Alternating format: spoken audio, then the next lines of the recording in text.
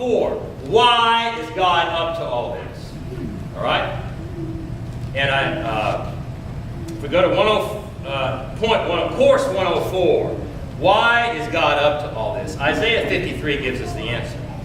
Why is God so committed to taking over the world? With his peace, his shalom. Why? So Isaiah 53, 10 through 12 reads, Yet it was the will of the Lord to bruise him. He shall put him to grief. When he makes himself an offering for sin, he shall see his offspring. He shall prolong his days. The will of the Lord shall prosper in his hand. He shall see the fruit of the travail of his soul and be satisfied. By his knowledge shall the righteous one, my servant, make many to be accounted righteous, and he shall bear their iniquities.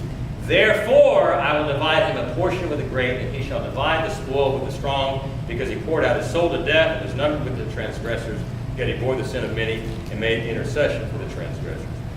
Why is God unconditionally committed to world peace? The peace of Christ. Well, that sums it up pretty succinctly, but even more succinctly, you can go to Revelation 5 and verse 9. And I didn't mark it, so it'll take me a second to get there. Revelation 5, 9.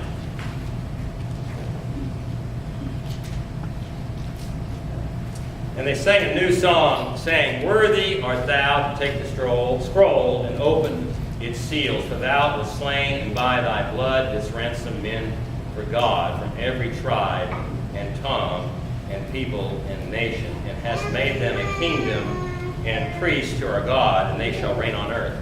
Why is God committed? It is because of the blood of Christ. Okay? When Christ died, what Reformed people used to call limited atonement is misleading. The word should be effectual atonement.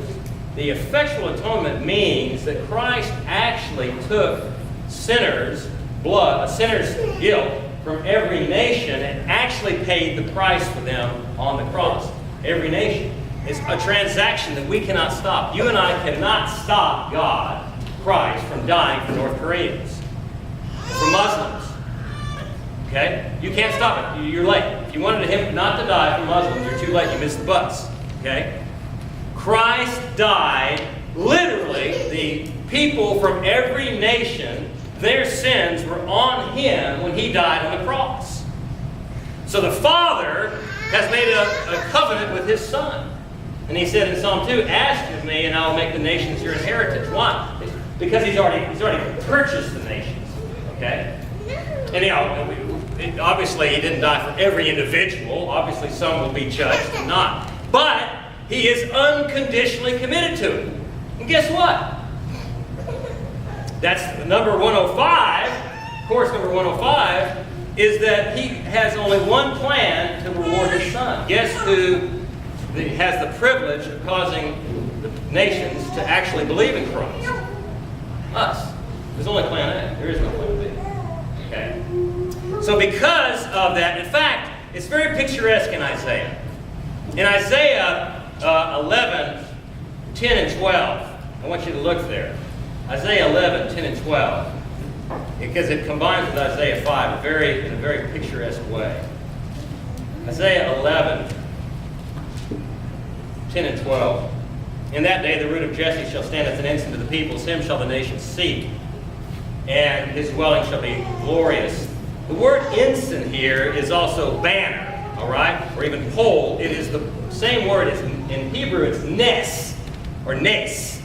And it is the same word as used in the book of Numbers when the fiery serpent was to be lifted up on a pole and you were to look at it and be saved. And so it's the same word in John chapter, it's what Jesus refers to in John chapter 3. When the Son of Man is lifted up, he will be lifted up on a nes, or a nes, okay? On a pole, all right? That's the ensign. So in verse 10 of chapter 11, in that day the root of Jesse shall stand as an ensign to the peoples. And then in verse 12, he shall raise an ensign for the nations. And then if you go to chapter 5, 26, he uses the same thing. He uses this when he calls when he calls the Babylonians to come attack Israel, he says he whistles for them. He raises up